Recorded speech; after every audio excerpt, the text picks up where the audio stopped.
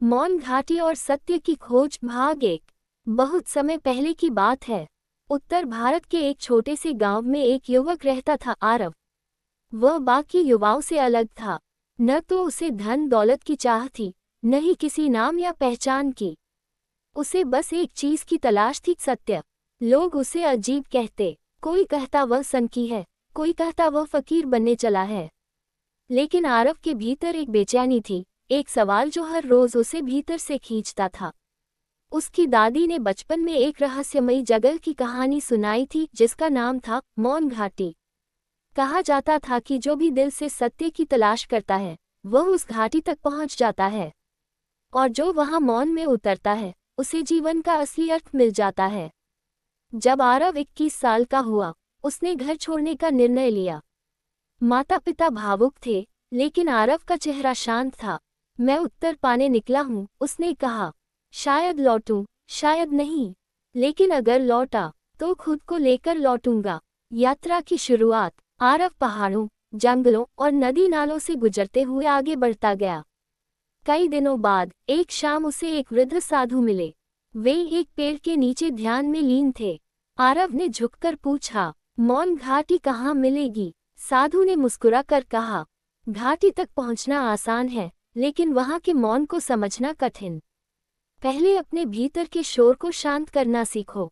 उन्होंने पहाड़ियों की ओर इशारा किया और कहा, जाओ, लेकिन ये यात्रा बाहर की नहीं, भीतर की है। घाटी का पहला दर्शन। कई और कठिन रास्तों को पार करने के बाद आरव एक गहरी घाटी में पहुंचा। वहां कोई आवाज नहीं थी, न पंछियों की, न हवा की। बस एक गहरा, स्थिर मौन। ऐसा मौन जिसे महसूस किया जा सकता था। एक चट्टान पर लिखा था, जब शब्द रुकते हैं, तब आत्मा बोलती है। आरव रुका, देखा और मुस्कुरा उठा।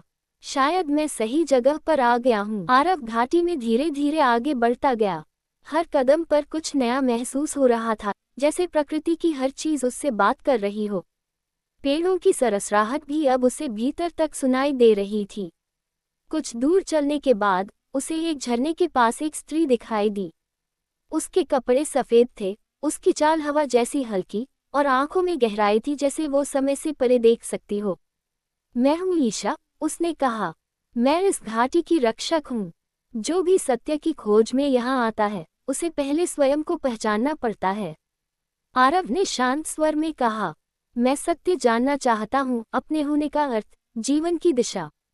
ईशा मुस्कुराए, तो तुम्हें 3 प्रश्नों के उत्तर देने होंगे। उत्तर भीतर से आने चाहिए, किताबों से नहीं। सोचकर नहीं, महसूस करके उत्तर देना होगा। आरव ने सिर हिलाया। पहला प्रश्न, तुम कौन हो? आरव कुछ क्षण चुप रहा, फिर बोला, मैं न तो सिर्फ नाम हूँ, न ये शरीर।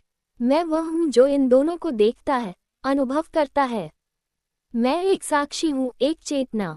ईशा की आंखों में चमक आई। ठीक कहा, सत्य की पहली सीढ़ी यही है, स्वयं को जानना। दूसरा प्रश्न, जो बीत गया है, क्या वह अब भी तुम्हारे साथ है? आरव ने गहरी सांस ली। स्मृतियां हैं, कभी सुखद, कभी दुखद, पर मैं उन्हें पकड़े नहीं बैठा। मैं अब उनके प्रभाव में नहीं हूँ। अतीत मेरा शिक्षक था, पर अब मैं वर्तमान हूँ। ईशा ने सिर हिलाया। बहुत कम लोग होते हैं जो अतीत को सीख मानकर आगे बढ़ते हैं। तीसरा प्रश्न, तुम सत्य क्यों खोजना चाहते हो? इस बार आरव कुछ देर चुप रहा।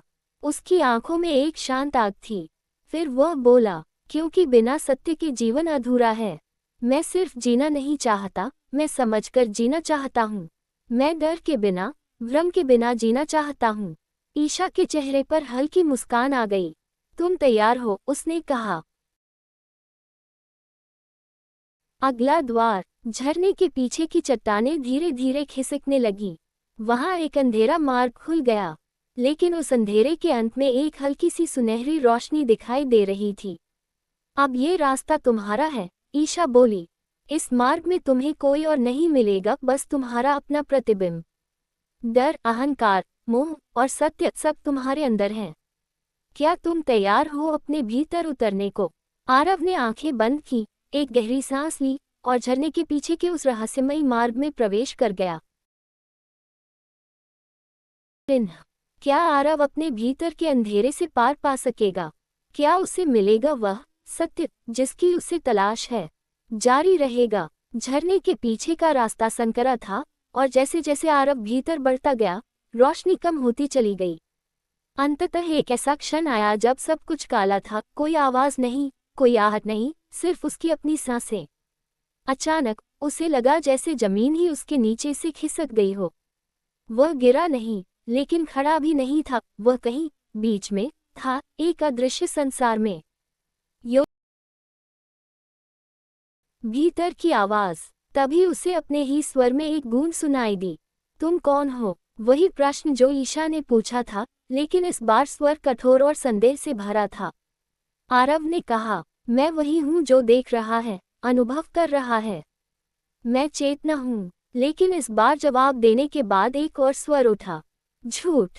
तुम डरते हो, तुम अपने अतीत को पकड़े हुए हो। क्या तुमने उसे सच में छोड़ा है? अतीत का चेहरा। चारों ओर धुंध फैल गई। उसमें से एक चेहरा उभरा, आरव का बचपन, उसकी दादी की मृत्यु, पिता की कठोरता, माँ की आंखों का दर्द। उसने देखा कि कैसे वह भीतर से इन स्मृतियों से अब भी जुड़ा है। वह बैठ गया, आंखें बंद कर लीं और कहा, हाँ, ये सब मेरा हिस्सा है, लेकिन अब मैं इनसे लड़ना नहीं चाहता।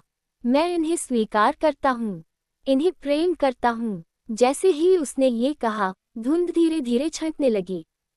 भीतर का दर्पण। अब उसके सामने एक दर्पण उभरा, लेकिन उसमें चेहरा विकृत था, अहंकार, क्रोध और भय से भरा हुआ। आरव घबरा गया। क्या यह मैं हूँ? एक हल्की सी फुसफुसाहट आए। हाँ, ये भी तुम हो, लेकिन ये तुम सिर्फ नहीं हो। आरव ने दर्पण को देखा और मुस्कुराया। मैं इसे पहचानता हूँ, लेकिन अब मैं इसे नियंत्रित नहीं होने दूंगा। और तभी दर्पण टूट गया। उसके पीछे उजाले की एक किरण फूटी, बिल्कुल वैसी जैसी किसी बंद कमरे में पहली बार खिड़की खुलने पर आती है। आत्मा की पहली झलक। आरव उजाले की ओर बढ़ा, एक छोटे से गोल कमरे में पहुंचा। वहां कुछ नहीं था सिवाय शांति के। और तभी वहां एक हल्की सी आभा प्रकट हुई, जैसे किसी आत्मा की उपस्थिति। अब तुम अपने भीतर के अंधकार से गुजर चुके हो, वह आभा बोली। परंतु सत्य तक पहुंचना अभी बाकी है। अब समय है अगले द्वार का, जहां प्रश्न नहीं होंगे, सिर्फ मौन होगा। वहां तुम्हें उत्तर नहीं, अनुभव मिलेगा। आरव ने आंखें बंद की और गहराई से सांस ली। अब वह एक नए स्तर पर था, जहां न शब्द थे, न सोच, बस मौन था और आत्मा। आरव आंखें बंद करके खड़ा था। उसके आसपास कुछ भी नहीं था, न समय का एहसास, न शरीर का बोझ, न सोच का शोर। कुछ क्षण ऐसे गुजरे जैसे वह अंतरिक्ष में तैर रहा हो, और तभी मौन बोल उठा। उसे लगा जैसे किसी ने कहा नहीं बल्कि महसूस करवाया। सत्य शब्दों में नहीं, मौन में है। सत्य तर्क में नहीं, अनुभव में है। और सत्य बाहर नहीं, तुम्हारे भीतर है। आरव ने गहरी सांस ली।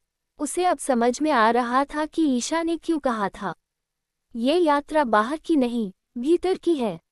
अनुभव का क्षण। उसके भीतर अचानक एक प्रकाश फूटा, जैसे किसी ने हृदय के भीतर एक दिया जला दिया हो।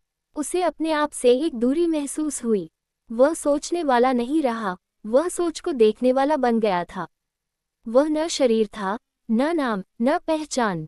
वह सिर्फ एक साक्षी था, मौन, जागरूक और शुद्ध। एक और आवाज। तभी एक सौम्य स्त्री स्वर फिर गूंजा। क्या अब तुम्हें उत्तर मिला? आरव ने आंखें खोलीं। सामने फिर वही ईशा खड़ी थी, लेकिन अब उसके चेहरे पर दिव्य चमक थी, मानो वह अब साधारण मानव नहीं, कोई ऊर्जामयी सत्ता हो। आरव ने कहा, अब मैं जानता हूँ, सत्य कोई जगह नहीं है जहाँ पहुँचना होता है, वह एक स्थिति है जहाँ रहना होता है।